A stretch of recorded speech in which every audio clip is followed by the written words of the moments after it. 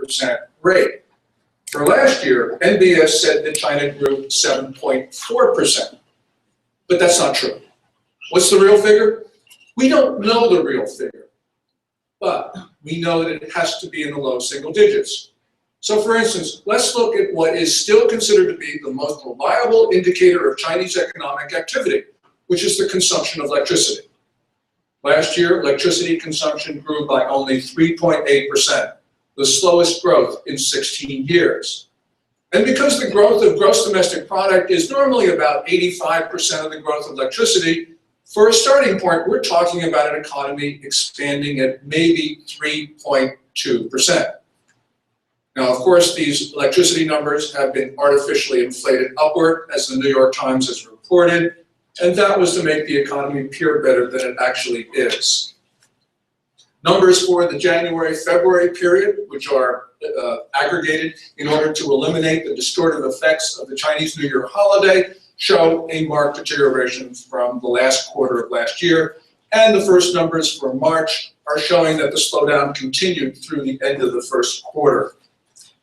But in a sense, it doesn't matter whether China is growing at 2% or 7%. Why? Well, because unfortunately, China is accumulating debt faster than it's growing.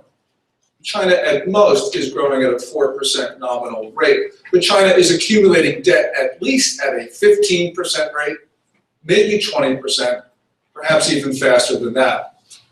There's a growing recognition that debt is being accumulated in channels not monitored by the central government. So for instance, local governments are now writing IOUs off the books. We do not know how far debt is outrunning GDP, but we know the country is in an impossible situation, with defaults now occurring, including the historic bond default last Tuesday. Time is now the factor. China is fast approaching what economists call the Minsky moment, when market participants collectively panic. In common parlance, that's the Lehman moment, when asset values plunge and everything falls apart. Many people in China share this perception. In the last half of last year, capital outflow, according to one estimate, was $188 billion. Citibank, however, puts the outflow for that period more like $300 billion. In any event, the country's foreign exchange reserves during the last 2 quarters of the year fell by $150 billion. We should put this activity in context, because survey after survey tells us that people inside the People's Republic, people outside, are losing confidence. A Barclays study released in the middle of September showed that a stunning 47% of China's wealthy plan to leave their country within 5 years. So the Chinese people are losing confidence not only in their own economy, but in their own country.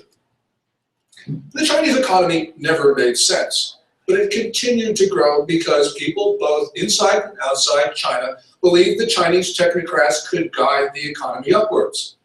But now we're seeing market participants, especially domestic ones, are not so sure. Now, while the economy is slowing, Xi Jinping, who evidently admires Mao Zedong, is changing the country's politics, and he is certainly roiling them. So for instance, at a December 29th meeting of the Politburo, the Communist Party's high organ, he launched an all-out attack on factionalism. In its history, the Communist Party has had many gangs, cliques, circles, and factions. Now it looks like Xi Jinping wants to ban this perceived evil. Well, what's going on here? After the turbulent Mao Zedong years, Deng Xiaoping banned factional discourse. Deng started a process of institutionalization of party norms, both establishing and enforcing rules and guidelines that were designed to ensure stability. And almost every observer thought that by the time of Hu Jintao, that this process was successful. So for instance, Andrew Nathan of Columbia University, who was no friend of the regime, continually talked about its resilience. But Deng Xiaoping, for all his efforts, of course, did not eliminate either factions or intra-party struggles. Groups continued to form, operate, fight each other and break apart. Deng only muted contention. In other words, he drove it into the background, out of sight, at least most of the time. It is in this context that Xi Jinping came to power in November 2012. And it's all the more remarkable that he became China's leader because he did not have a faction he could call his own. People say he heads the princelings, but that term merely describes the sons and daughters of former leaders or high officials. These offspring have views that span the political spectrum, and they do not form a coherent group. Xi became China's leader because he appealed to all factions. And that's because he didn't have a faction of his own. In short, he was the least unacceptable choice. Now, not being identified with any one particular faction may be a great way to get to the summit of China's political system, but it's no way to rule. And Xi Jinping obviously felt vulnerable, especially in a system that was driven by factions. So Xi's moves against factionalism, in reality, are an attack against everybody else's group. But in this process of launching such a all-encompassing initiatives, Xi Jinping has put the cadres and officials on edge. As a famed China watcher told me a few weeks ago, Xi Jinping has managed to unite against him his two predecessors. His two predecessors, of course, were rivals to each other. Now we see Xi Jinping's Shanghai Gang faction and Hu Jintao's Communist Youth League faction are now united in working for a common cause. So these factions that are not supposed to exist are ganging up on Xi Jinping. At this moment, I think the Communist Party is headed to another period of leadership struggle. There are continuing purges of civilian officials and military officers, as well as a series of loyalty oaths by the generals and admirals. Now, many people say that these purges and oaths are a sign that Xi Jinping has rapidly consolidated political control. I think that's a misreading of the situation. On the contrary, I believe that these continuing purges and oaths are a sign that the situation is unsettled. Why is it unsettled? Well, why would these purges and oaths be necessary if things were stable in Beijing? Other people say, well, look, there is no purge. Really, what Xi Jinping is doing is conducting an anti-corruption campaign. Well, yes, he is punishing high officials who are corrupt, but almost all high and mid-level officials in China are venal. We know this is a purge because Xi Jinping is not prosecuting his supporters, and he's not prosecuting his family members who have recently acquired great wealth. And as we heard yesterday from Randy Phillips, Xi Jinping is not prosecuting anti-corruption campaigners. Now, even though China watchers like to say that Xi Jinping is the most powerful leader since Deng Xiaoping, I think it's better to say that he's the most ambitious since Mao Zedong. Got to remember that Mao Zedong tore apart not only the Communist Party, but also his country in the Cultural Revolution, which, by the way, started with a factional struggle. These days, Xi Jinping is trying to build his own political base, which is sometimes called the Zhejiang faction, which is a reference to his posting to that province. A critical part of that faction are the senior officers of the Nanjing military region. Now, some political analysts, like Willie Lam of Chinese University in Hong Kong, say that Xi Jinping has essentially made the military his faction, or at least the core of his political support. Now, if Lam is correct, and I think that he is, then essentially Xi Jinping will find it very difficult to say no to China's senior officers because they are the closest thing that he has to a political base. And as a result, there has been a remilitarization of politics and policy. From all outward appearances, the military is playing an expanded role in Beijing. So, for instance, senior officers are acting independently of civilian leaders. They're openly criticizing them, and sometimes they're making pronouncements on areas that once were considered to be the exclusive province of diplomats. The implications of these internal changes are obviously large because, on the whole, China's senior military officers do not want a closer relationship with the international community or the United States. Yet there is a more fundamental problem. China's military spending is overtaking strategy. Chinese military officers now have an expanded role in policy, something that we also saw in the 1930s in Japan. Generals and admirals are now thinking about what they can do, not what they should do. Xi's dependence on the military explains why Beijing's external policies recently are causing concern around the region. China's militant nationalism is creating an arc of friction from India in the south to South Korea in the north. At the same time, Beijing is taking on the United States. China is trying to appropriate for itself all of the 90% of the international waters of the South China Sea. And if there's been any consistent American foreign policy over the course of 2 centuries, it has been the defense of freedom of navigation. But China now is trying to keep the United States off international water and out of international airspace. But it's not just that Beijing is assertive. Right now, its external policies often don't make sense and counterproductive. Now, in the past, Beijing did punish neighbors. But Chinese leaders were always smart enough to take on just 1 or 2 countries at a time so that they could, in fact, be successful. And indeed, they often achieved what they wanted to do. Today, however, Beijing is taking on many other countries all at the same time. China is lashing out. If nothing else, that betrays a lack of strategic thinking. We now have to be concerned that China is acting according to a logic that the rest of the world is not familiar with. And we have to be prepared that China is no longer a status quo power. It is not promoting worldwide revolution like it did in the early years of the People's Republic, but it is now trying to fundamentally change the existing international order. These days, Beijing seems that it is aggressively determined to pursue self-marginalizing, self-containing, and ultimately self-defeating policies. And as a result, China has suffered one setback after another in its own region.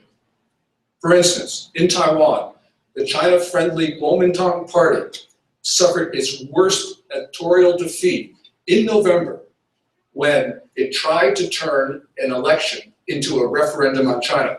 In Sri Lanka, Beijing's man, President Mahinda Rajapaksa, lost snap elections in January, and now the new government is stopping China-backed projects. North Korea, China's only formal military ally, presently calls Beijing a quote-unquote enemy. Burmese generals, once China's most reliable friends, are now turning toward America and the West. Vietnam welcomes port calls by the US 7th Fleet. And India is turning away from China and toward Vietnam, Japan, and the United States. And that's why President Obama made an historic trip to New Delhi in January of this year. Beijing is probably not going to take these setbacks in stride. And as China loses altitude, we have to be concerned that its policymakers will become less risk adverse. So how do we maintain relations with a country that is troubled and could become even more so? I have 4 recommendations. First of all, I believe that we will need to change the terms of our dealings with China. Our general policy approach, which has been in place for more than a decade, is not working. And in fact, as we've been pursuing our specific policies, China's conduct has been getting worse. So what's wrong with our policies? I believe that it contributed to these unwelcome changes. And as China has engaged in unhelpful and sometimes belligerent conduct, we have not failed to impose costs. We have, with the best of intentions, essentially told the Chinese that aggression pays. Let's start with an example. In the first part of 2012, Washington brokered an agreement in which both Beijing and Manila agreed to withdraw their vessels from Scarborough Shoal, which is at least once thought to be Philippine territory and certainly close to Philippine shores. Manila was the only party that complied, but we did nothing to enforce the agreement that we brokered and sponsored, and so we essentially let Chinese vessels seize Scarborough Shoal. No wonder then that Beijing turned its attention to Second Thomas Shoal, also thought to be Philippine territory, and also the Senkakus. Now, Japan administers those little islands, but Beijing, which calls them the Diaoyus, claims them as well. China's claim as a matter of international law is weak, because Beijing essentially acknowledged they were Japanese until 1971, when China first asserted sovereignty to them. But it's not the weakness of the claim that's a problem. A lot of countries pursue weak territorial claims. The problem is China's tactics. China has been using aggressive tactics to try to pry these islands from the Japanese, regularly sending its vessels into Japanese territorial waters around the islands, and sometimes flying its planes into Japanese airspace there. Now, many people ask, why should the Japanese care about 8 barren outcroppings? Well, the Chinese were not satisfied with Scarborough, so they ramped up pressure on the Senkakus. They won't be happy with just the Senkakus. Now, Chinese policymakers, backed up by state media, are arguing that Beijing should lay a claim to Okinawa and the rest of the Ryukyu chain as well. Since Nixon's groundbreaking trip to Beijing in 1972, 4 decades ago, the United States has tried to engage China and bring it into the international system, the liberal international system. As a nation, we made a bet that China would become a true partner for us rather than another Soviet Union. This was the grandest wager of our time. So far, we have, through engaging China, created an economically powerful and sometimes troubling state. And now our policymakers are loath to admit that after 4 decades of engagement, our policies are not producing the desired results. We have to recognize that our engagement of China, unfortunately, has reinforced some of the worst tendencies in the Communist Party's authoritarian system. So as I said, we need to change our policies. Specifically, I think we need to make declarations to reverse Beijing's gains from aggressions, to work with our friends, and to change our terms of contact, especially with the Chinese people. The first thing we need to do is we need to change what we say to Chinese officials and how we say it. We are afraid to anger Beijing, so oftentimes, almost all the times, we speak in very soft tones to the Chinese in public. Now, Chinese leaders generally don't see this as a signal of cooperation. They sense what they think is our fear, and they press what they perceive to be their advantage. So this has made Beijing even more difficult to work with. And as a result, we have seen Chinese military vessels interfere with American ones. And we've also seen interference with American aircraft and spacecraft. In at least one of these instances, which was in March 2009 in the South China Sea, involving our reconnaissance ship, the Impeccable, this interference was so serious that it actually constituted an attack on an American vessel. In other words, an attack on the United States itself. Yet we were reluctant to call out the Chinese, and so they've continued to interfere with us, both in the high seas and in international airspace. I believe President Obama should make a declaration that any interference in the future will be met with an effective response. If we don't make such a declaration, there will undoubtedly be another incident, and more after that. Unfortunately, our existing policies have led to these string of incidents which have to stop. So repair of China's perceptions of us have to change, and that is job one to restoring peace. The second thing we need to do is reverse China's gains from aggression. Chinese admirals, for instance, need to see the US Navy around Scarborough Shoal until they decide to go home. The international system may be sturdy, but it certainly can be taken down when aggressors believe that they can hold on to the territory that they have seized. American leaders have employed policies that have sounded good to the ear, but they've left the situation drift for so long that now we have no choices.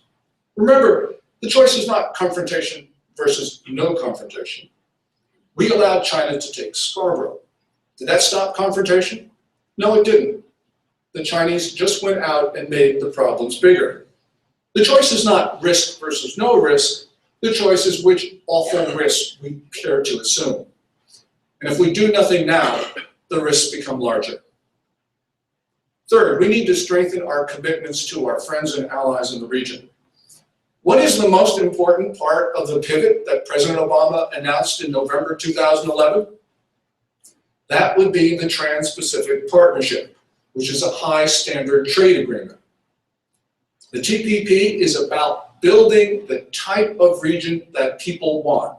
In other words, a string of prosperous and stable nations around what is, after all, the biggest ocean in the world. Simply stated, we should be working with our friends and allies, those people who share our goals and our values. Fourth, we need to change the terms of contact with China, and this by far is the most important. There is a deep-seated feeling, United States and elsewhere, that we need to have much contact with the Chinese. I think actually the opposite may be the case. You need proof? The number of contacts that the US government has had with China over the last 15 years have increased dramatically. But over that time, Chinese behavior has markedly deteriorated. Specifically, I think we need to break off some military-to-military contacts that are inappropriate. China's military officers don't distrust us because they have insufficient contact with us. They distrust us because we stand between them and their realization of their outsized territorial ambitions. If we talk to Beijing less, I think Chinese generals and admirals will get the message. In general, we talk way too much to the Chinese, and by doing so, we are feeding their already inflated notions of self-importance. Instead, we should talk and engage the Chinese people. The regime, and it is indeed a regime, may not last long. That's not just my view. That's the view of David Chamba of George Washington University, who is one of the staunchest defenders of the Communist Party. He is now predicting the quick failure of the state. If this assessment is correct, and I think there are many reasons to assume that it is, we need to have good relations with the Chinese people. Now, many people say that the Chinese people are not independent actors in their own society, and by the way, they just don't want democracy. That's not true.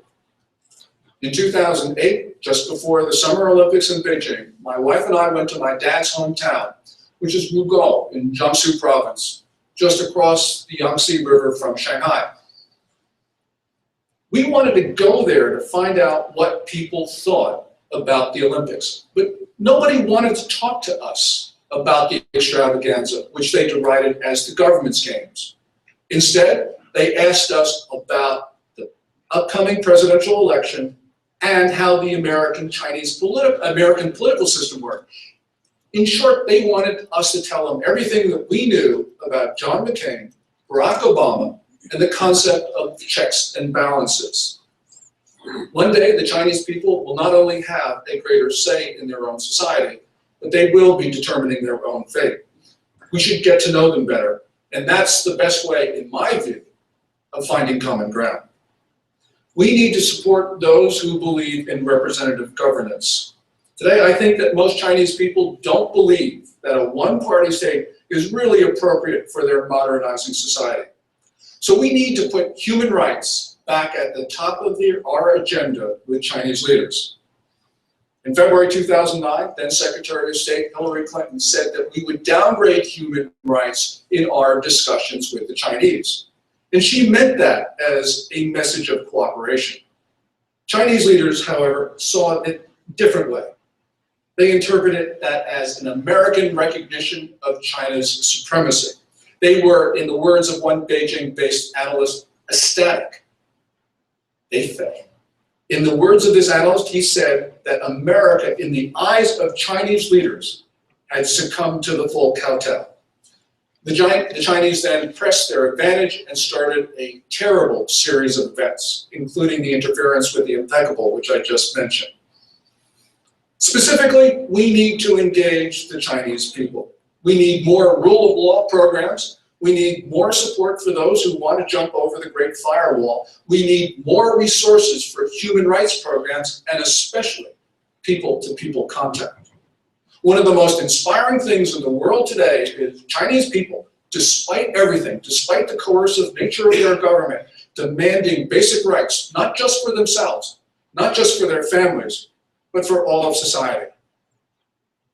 So for the United States, we need to change our policies. We need to change course, not just for ourselves, but for future generations of Americans, our allies, and yes, Chinese people, the true owners of that great nation. Thank you.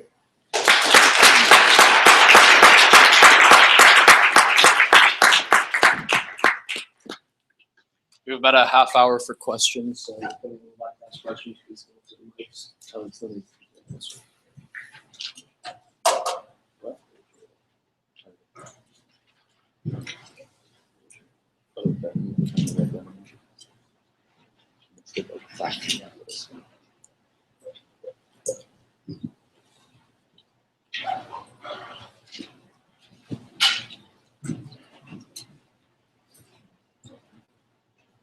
Hello? I'm not sure if the microphone's on.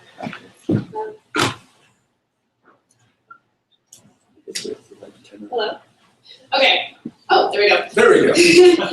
My name is Anna Patton. I'm a Tufts alumni. And I was wondering if you could speak to kind of this changing narrative and changing focus on the world order. It seems like you spoke about it in China, and it seems like there are similar parallels to the action that Russia has taken in Crimea and eastern Ukraine. And I was wondering if you could talk to China's perception on the action that Russia has recently taken, especially in light of their new, well, relatively new deal involving the gas pipeline. Oh, those are great questions. I think one of the most discouraging trends in the world today really is this formation of enduring partnership between Moscow and Beijing. And you know, many people say, oh, you know, the Chinese demand territorial sovereignty. You know, this is something that they absolutely, the #1 priority of the Chinese Communist Party. So what happens? Vladimir Putin goes out and he takes a big chunk out of Ukraine in the form of Crimea, and he's now dismembering the rest of the country with this initiative in eastern Ukraine. And what do the Chinese do? They say, oh, there shouldn't be any sanctions on him. You know, the world, you know, the Chinese are very much perplexed. They don't know what to do, but they're trying everything possible in order to not antagonize Putin and to support him where necessary. So when the real question is, in his sanctions, the Chinese are standing behind Putin.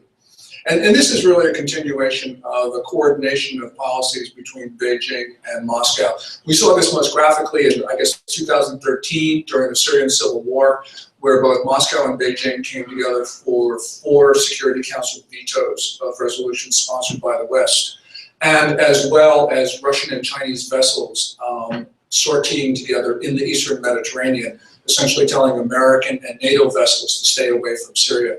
So clearly we see this coordination in foreign policy. And as you point out, there have been, I guess, 3 major gas and oil deals going back to October 2013, sort of cementing the 2 countries' economies together.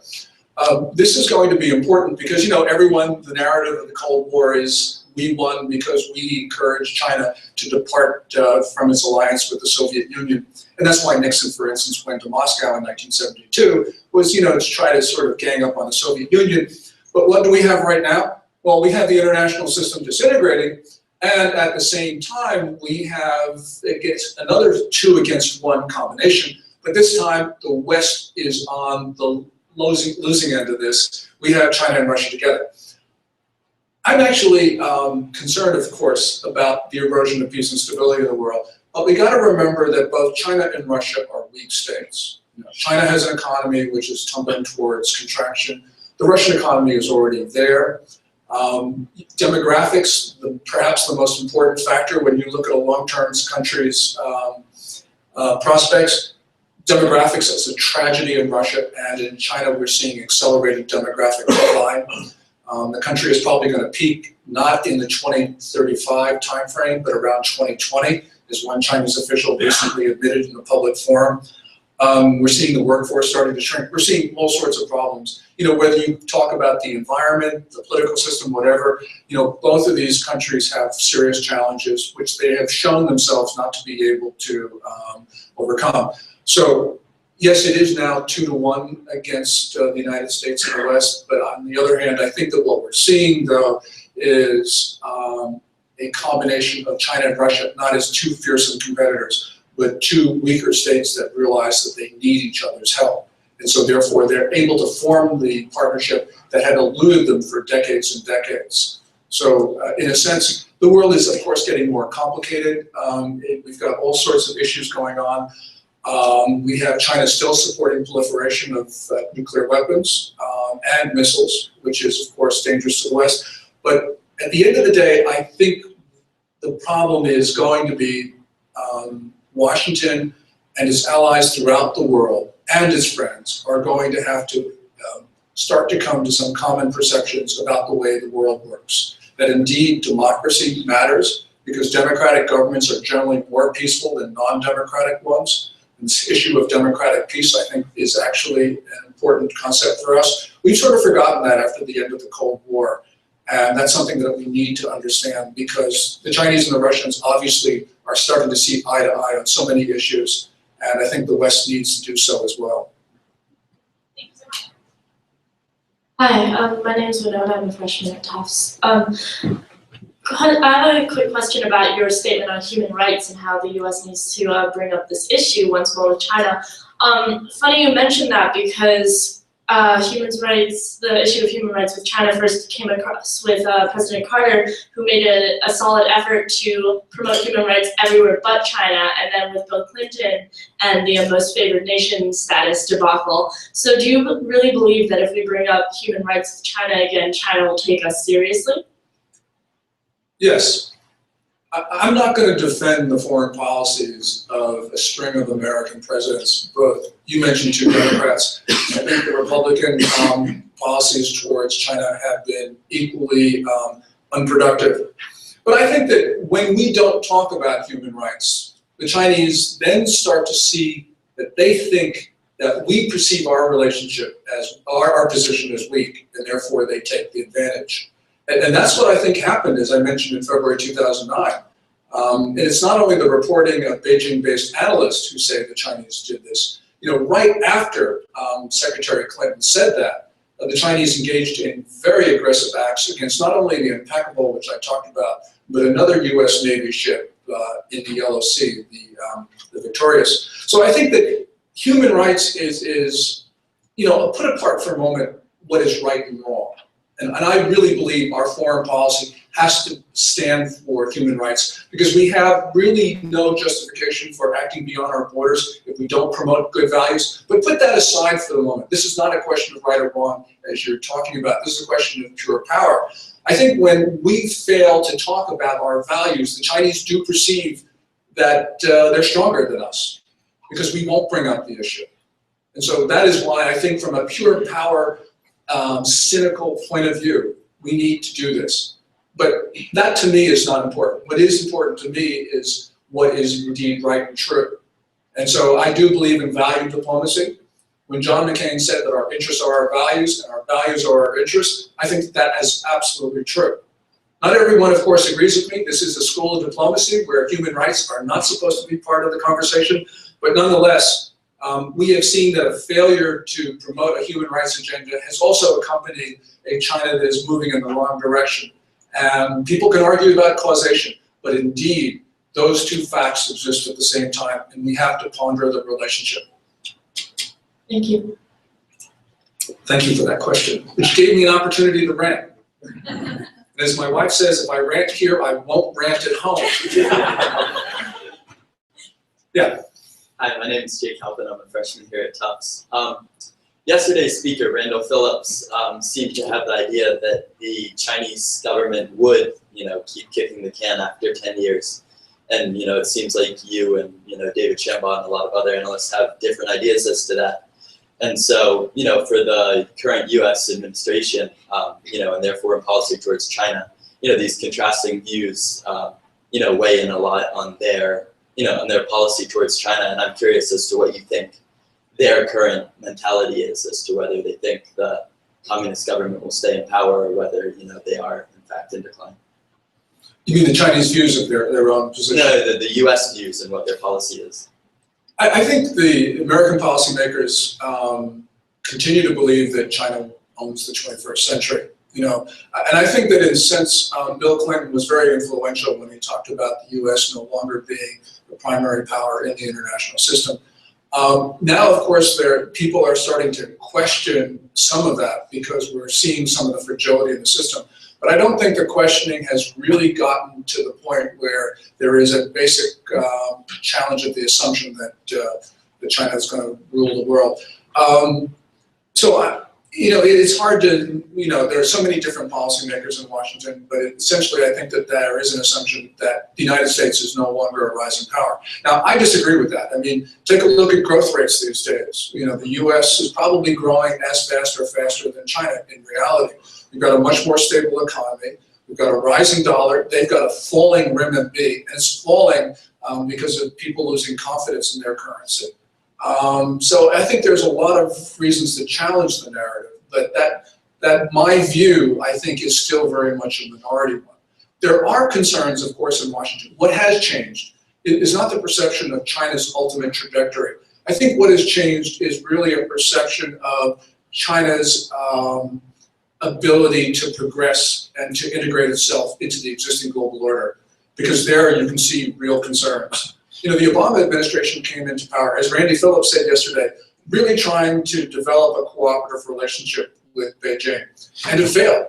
And we saw that in November 2011 with the announcements of the air sea battle, the TPP, the movement of US forces into the Pacific. This was all the reaction of an administration that didn't want to do these things, but was forced to do that by a series of Chinese provocative acts. So what you had essentially, in my view, was really counterproductive policy on the part of the Obama administration, really bad policy, ending up to much better policy because essentially the Chinese delegitimized their friends in Washington. And they're continuing to do that today through a series of acts like building islands in the South China Sea, incursions in India, you know, more problems with Japan. I just think that essentially what we're seeing is a new American awareness that China is not going to move in the right direction. But I don't think, as I said before, I don't think Americans really believe that this is an American century. I happen to believe that it is, or if it's not going to be ours, it's going to be India's. But it certainly isn't going to be China's. Thank you. Hi, my name is Mark Rama. I'm a senior here at TUS studying So regardless of whether or not we consider the US economy better than the Chinese or vice versa, it's undeniable that China's gone through an immense period of growth and economic benefit. And Absolutely. Chinese population, the development of the middle class, all this has led to much more wealth. And it's been proven again, time and time again, that increased wealth leads to better education, and better education leads to higher involvement of the population in their own determination. So to what extent would you consider risking conventional warfare and possibly world-ending consequences when there is a possibility that we could just wait for the current economic benefits to manifest themselves through grassroots organization in China and possible interchange rather than trying to force change upon China themselves? Over the long term, and by that I mean centuries, not necessarily decades, but centuries, I think you're right, because I think the Chinese people eventually will govern themselves, as I said. But a lot of things can happen in a couple hundred years. And I don't think that in the interim that we can say to China, yes, you can have parts of India, Vietnam, you know, Malaysia, Japan, Taiwan. You can have all this stuff until you become a liberal democracy.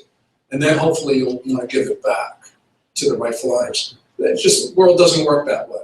You know, we've tried those policies in the past, and the result was World War II. You know, who cared about the Sudetenland? You know, who cared about Austria? So I think that essentially you cannot say, well, because the long-term trends in China are going to be positive. And I agree with you, that they would be. You can't let an aggressive state take off chunks of its neighbors. and essentially try to control 90% of the South China Sea. That's just not the way the world works. You know, the Filipinos are not going to give up their islands. The Japanese aren't going to give up their islands. India is not going to give up Arunachal Pradesh. So, you know, I just don't see that as a practical policy. And I think that actually allowing an aggressor to seize possessions from other countries actually erodes stability rather than actually enhances it, even in the long term. Hi there, my name is Kieran Green. I'm a sophomore here at Johnson University. On several occasions during your speech, you mentioned India. I was wondering if you could speak a little bit to the Sino-Pakistani relationship and the impact that that emerging relationship may have on the triangle between the U.S., India, and China. Thank you. Yeah, I think that one of Beijing's worst foreign policy decisions made decades ago was to try to use Pakistan to destabilize India. I know we have seen this in any number of different ways with, for instance, Beijing giving the Pakistanis the ability to build an atomic device. You know, we've seen it recently with Chinese support for terrorism. The attackers on the Mumbai hotels in 2008 were powered with Chinese weapons and undoubtedly Chinese training. You know, recently we have seen the announcement that Beijing is going to sell 8 advanced conventional submarines to Pakistan. This really was, I think, a mistake of the first order, because India, especially under its first prime minister, Nehru, wanted to have good relations with Beijing. You know, the United States, all the nations around the world have wanted to have good relations with China. And you have to ask yourself, why don't they have such good relations? And I think that it's largely because China has adopted policies which have, in some cases, gone out to intentionally irritate their neighbors, such as India.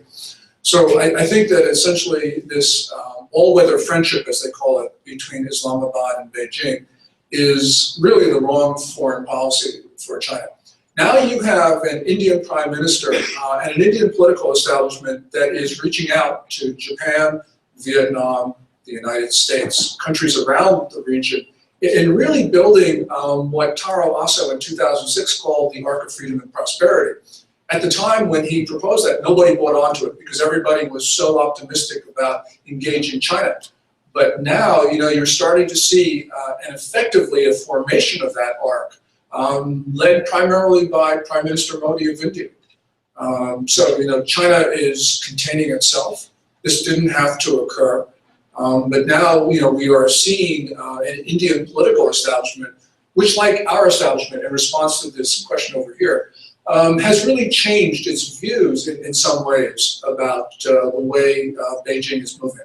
And that's really unfortunate because India and China should be friends. There would be a great benefit for the region if they, in fact, were friends. And it's very possible for Beijing to be friends. They could even reverse decades of bad policy because the Indians do want to have investment from China. They want to settle their border with China. They want to do all these things. But I don't think that they'll be able to do that. And that's why, you know, you saw President Obama, you know, this historic trip in January to New Delhi, where he was the guest of honor at Republic Day, which is completely unprecedented. So I think that shows a change in the Indian foreign policy establishment. They wouldn't have done that if they were optimistic about relations with Beijing. Thank you. Hi, my name is Kyle Monahan, and I'm a civil and environmental engineering PhD student here, so I don't actually think about these things probably as much as I should, but I found it very interesting, your talk.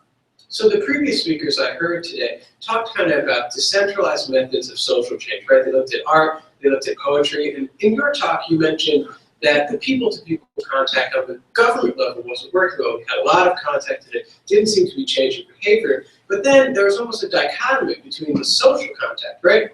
Because when you went back to the province level, you saw this disconnect between the government, right?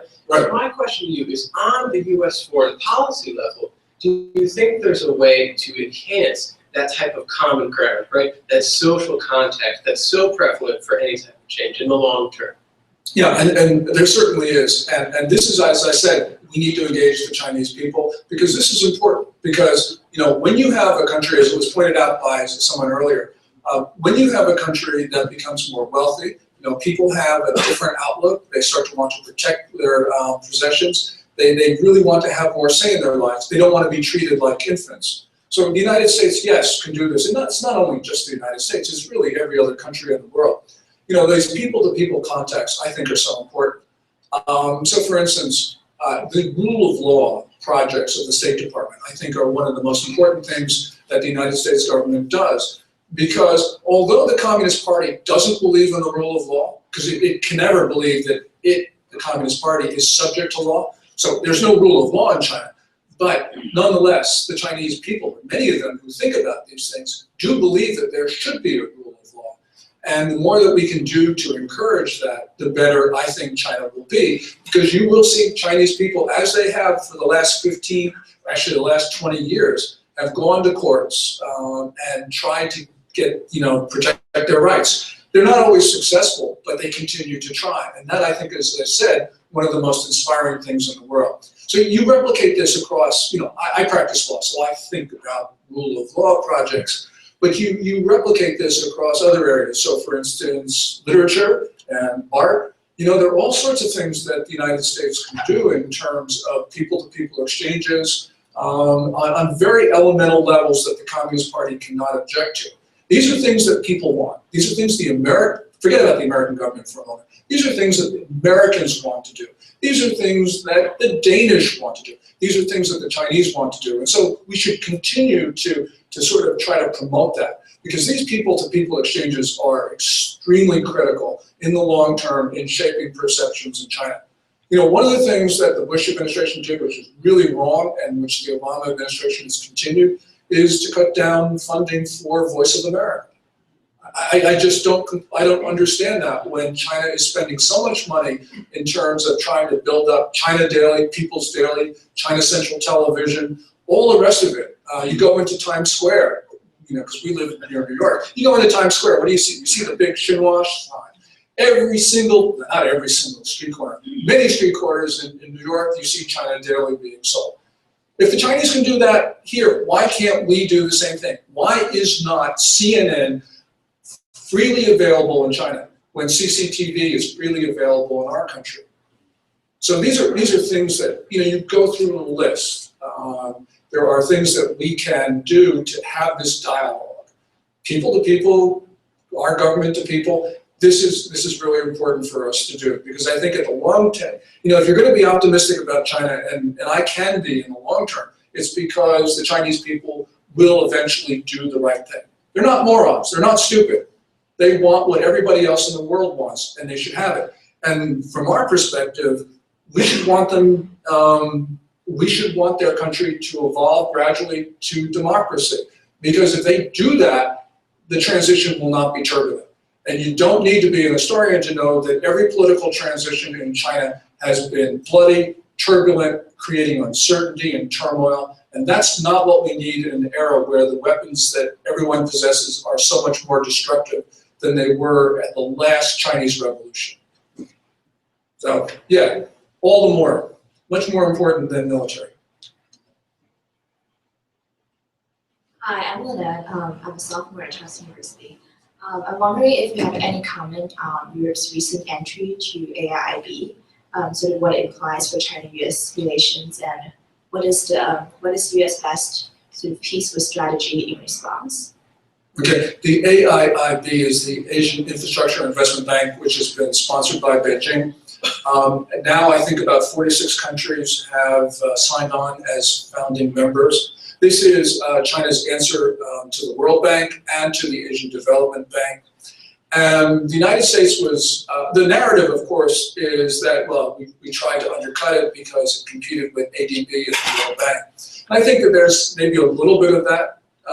But I think more important, what the United States wanted to see was better standards of governance, better lending standards, and also was very concerned about China's proposed 49% holding in the bank, which would have given it a veto. And these, I think, are legitimate concerns. At the end of the day, I guess some people in the United States are concerned about the infrastructure bank. I'm not one of them. And the reason is, I think that essentially when you get China into a multilateral institution, multilateral setting and is forced to play by what the rules that everybody else wants, I think that's a good thing. Also, you look at the infrastructure bank, it really is an inherent admission of failure on the part of Beijing, because Beijing was doing all of these things anyway, funding infrastructure across the world on a bilateral basis, and apparently it didn't work. And so they then resorted to trying to sponsor the AIIB. And so they put themselves into a multilateral setting where they are going to be subject to the views of other founding members of the bank. I think that's a terrific thing. So at the end of the day, I'm not concerned about the AIIB because I think that what we're going to see is other countries demand that China administer the bank in a way that is consistent with the way the ADB and the World Bank are administered. And by the way, if Beijing's bank is as successful as the ADB and the World Bank, it's going to be a failure anyway. So why do we care? But I think it's a good thing that they did this, and I wish it well, and we're going to see how it works out. You were nodding no throughout my whole talk, so I'm not looking forward to your question. Well, was I? No, it's an interesting perspective you have. I'm Lyle Goldstein. I'm from Naval War College. I'll be on the next panel. And you're famous. You're famous. Well, my question was, I had two questions. One, well, it's just the most obvious, or one of the most obvious questions, I think, is about North Korea. I don't know if you read the Times this morning. There's a fascinating North Korea column, I think by Rob Bellucci, but drawing lessons for the Iran situation. But so my question would be on North Korea is, can you, you made some comment on it, but could you kind of expand and discuss what you think China's real approach is in North Korea and why it is not working? That's one. The other quick point I wanted to ask about was you characterized the Chinese military as out of control. I see some evidence for that thesis, things like the ASAT test, which was indeed really disturbing. But I don't, beyond that, I do wonder if that's a good characterization, partly because I work for the US military. I see a lot of civil military problems in our armed forces. I mean, one of our top generals betrayed us under investigation early in the Obama administration. They had, I think General McChrystal was fired. I believe he was a graduate of Naval War College. In other words, doesn't every major country have a lot of civil military, let's say, difficulties? And is China really exceptional in that respect? And what is kind of your data set? Thanks. Okay, Sean, I have 2 hours to answer these questions, right? Or 3 minutes. Or 3 minutes, okay. 3 minutes each. On China and North Korea, obviously the relationships are changing. You see Kim Jong-un, he executed his uncle, Jung Sung-tak, in December 2011. That's really important because Uncle Jong was the one who handled relations with Beijing for Kim Jong-un. And it was not only the execution of Jong, but it's also the execution, the destruction of his nationwide patronage network afterwards, because lower tier officials also handled relations with Beijing. And so once you have, his patronage network being pushed out of the way and those officials gone, you have a lack of contact, basically, between Beijing and Pyongyang on the diplomatic side. I think mill to mill, there's certainly those contacts continue, and that provides some stability to the Beijing-Pyongyang relationship. But at least on the diplomatic side, you see almost an absence of daily interaction, and that is, of course, dangerous. China, of course, even after the execution of Jung Sung-tak, has continued its economic relations, and has generally not done anything to undermine the regime. So I think that essentially Chinese leaders have said, yeah, these North Koreans are sons of bitches, they're really awful, they're disobedient, we dislike them intensely, but we're not going to change our policies, because North Korea serves some important foreign policy objectives that we cannot accomplish otherwise. In other words, keeping South Korea in the box, and also giving us, the United States, a hard time. So I don't see a fundamental change there. The one other thing about this, and that is essentially with Pyongyang and Moscow starting to talk to each other. I don't know how far this will go, because the Russian economy is just terrible and they can't support the North Koreans. But nonetheless, with that new dynamics, you have everybody changing friends on the peninsula, with Xi Jinping going to Seoul in July of last year. You know, possibly you're going to see Kim Jong-un go to Moscow. I won't believe it until I actually see it. But nonetheless, everyone's changing friends, and this creates a lot of instability in the region, especially when you have North Korea. And the one thing that is true, they are increasing their ability to launch nukes, not only around the region, but perhaps reaching the west coast of America, if the commander of NORAD is correct, which I do believe that he is. And so all of this is going to play out in very difficult ways. The only thing that I'll say, and I think that, you know, with China supporting the North Korean military, when you have the absence of diplomatic talks, you know, the Chinese gave the North Koreans their launcher for the KN-08 and maybe gave them the missile as well. The United States needs to have a difficult conversation with Beijing, because this is North Korea's first usable nuclear weapon. And this is probably, you know, we have not raised it with them, at least as far as I can see. So you probably would know better because you've got a clearance. But on your second one about out of control, let me just talk about, yeah, McChrystal got fired, but McChrystal didn't try to start a coup. We've heard coup rumors in China. As Randy Phillips indicated yesterday, the ones about 2 years ago may have actually been true, at least in some sense. But forget about the rumors. Let's go to September 2014. Xi Jinping is in India.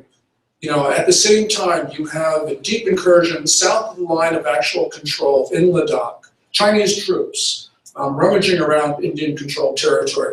On the Wednesday of that visit, which I think is the 17th, but I might be wrong, Xi Jinping tells Modi, who is really pissed, by the way, Xi Jinping tells Modi, I'm ordering those troops out of India. And lower-tier Chinese officials talking to their Indian counterparts in India say the same thing. Those Chinese troops have been ordered to leave. What happens that Wednesday night after Xi Jinping gives the order to leave? Well, the Chinese don't withdraw. They add troops to Indian-controlled territory. And then Xi Jinping, the first thing that he does when he's back in Beijing on Monday, gives a public lecture to the senior officers of the Chinese military about how obedience is the most important thing. Now, some people say that this was Xi Jinping being duplicitous, but I don't think so. I think it can't be, in two reasons. One of them is that, you know, people who make the argument that Xi Jinping is duplicitous are saying that China tried to intimidate India. That, to me, makes it's possible, but unlikely. And the reason why it's unlikely is, in order for Xi Jinping to make his country look intimidating, he had to make himself look impotent. And that's just not Xi Jinping's style. So I actually believe that you have officers in the Chengdu military region who are acting basically their own foreign policy. And this is not something that you see in the military. You know, Petraeus, whoever, McChrystal, they don't do stuff like this. And I think the second reason why essentially the Chinese military has been acting on its own is because, as I mentioned, Xi Jinping has been favoring the Nanjing military region officers, promoting all of them very quickly. And if you're an officer in some other military region, what are you thinking these days? Especially if you have owed your promotion prospects to Jiang Zemin. And if indeed Jiang Zemin and Hu Jintao are getting together, as some people think, and I think is actually credible, then you could clearly see military officers acting in a way which is inconsistent with this narrative of firm political control by the Communist Party. I know that it's a mixed picture, but nonetheless, there are too many instances of things that I think that are completely inconsistent with this narrative that Xi Jinping controls the military and the Communist Party controls the People's Liberation Army.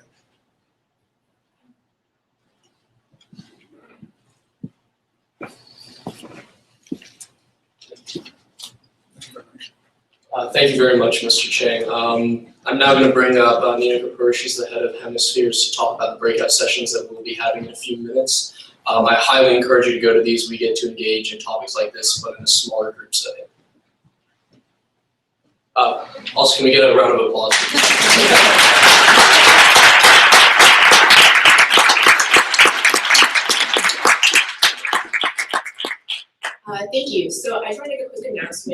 the next event on the agenda, which are the breakout sessions. So Hemispheres is the Journal of International Relations and Affairs here at Tufts, and we really like to promote undergraduate research. And while we've had wonderful experts in the field to talk about a variety of topics, of course yesterday and today, we'd also like to look at the up-and-coming experts in the field and look at what they have to say. So the 4 breakout sessions we have today cover a variety of topics, both looking at US-China relations as well as other East Asian topics.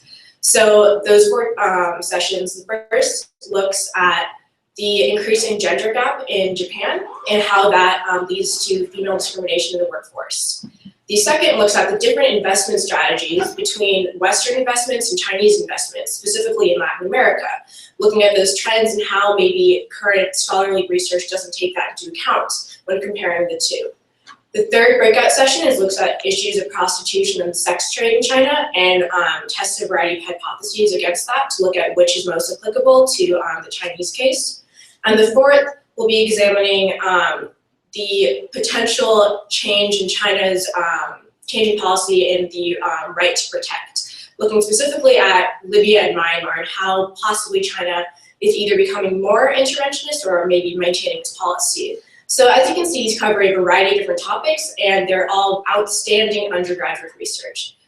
All of these students have submitted research from universities across the United States as well as Canada, and we have one Tufts student as well. And so we highly encourage you guys to attend right outside our sign-up sheets with more information on the locations, and all of our speakers are set up in their current locations.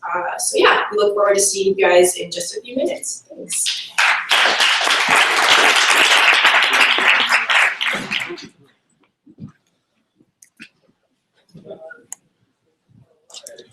That was really interesting. Yeah, it was a great talk.